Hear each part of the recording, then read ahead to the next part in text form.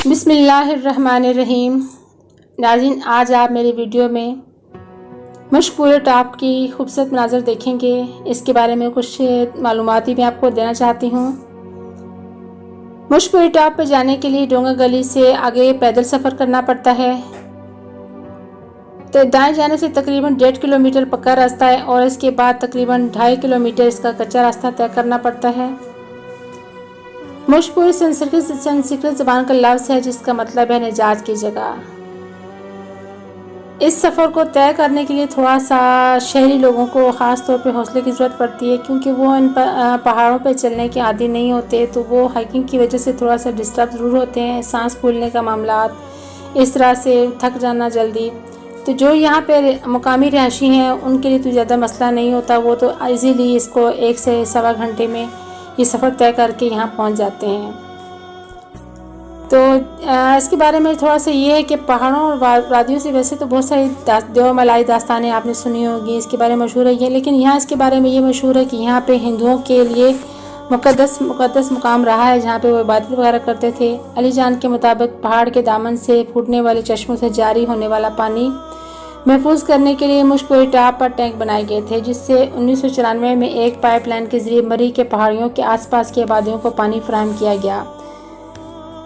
पक्के रास्ते के अख्ताम पर एक छोटी सी नाज़रीन चेक पोस्ट भी है, जहां पर मशकूर टॉप पर जाने के लिए एंट्री करवाना लाजमी करार दी गई है। तो कभी आपको जब जाने का मौका मिलेगा तो आप ये मनाज़र वहां जाके देखेंगे, खूब इंजॉय करेंगे, क्योंकि यहाँ पे जो बादलों की टोलियाँ हैं वो आपके साथ आंख मिचोली खेलती हैं, आप उनसे बहुत महसूस होते हैं। तो आप कुछ चलते हैं जी अपने भाईजान के घर की मैं आपको सैर करवाना चाहती हूँ अपनी इस वीडियो में। शकील भाई के घर की तरफ चलते हैं। तो आइए आपको दिखाती हूँ शकील भाई के घर का रास्ता। ये हमारे बहुत प्यारे भाई हैं शकील भाई, ये उनके घर के आसपास के मनाजिर हैं, इनके मोहल्ला है। इसका नाम मैं आपको बताती चलूँ, ये इस एरिया का नाम तो वैसे तो जो आम तौर पे इस पूरे एरिया का नाम खानसपुर है, लेकिन जो इनका मोहल्ला है उसका नाम है गली बाज़ार।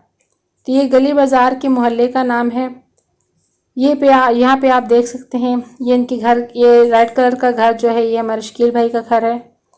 इनके घर की मुकम्मल वीडियो में इंशाल्लाह नाज़रीन फिर आपको दिखाऊंगी। इन्होंने बहुत से बगीचे बना रखे हैं, बहुत ज़्यादा खूबसूरती, फल और फूल और सेब, बहुत मज़े का इनका घर है, मुझे तो बहुत पसंद आया।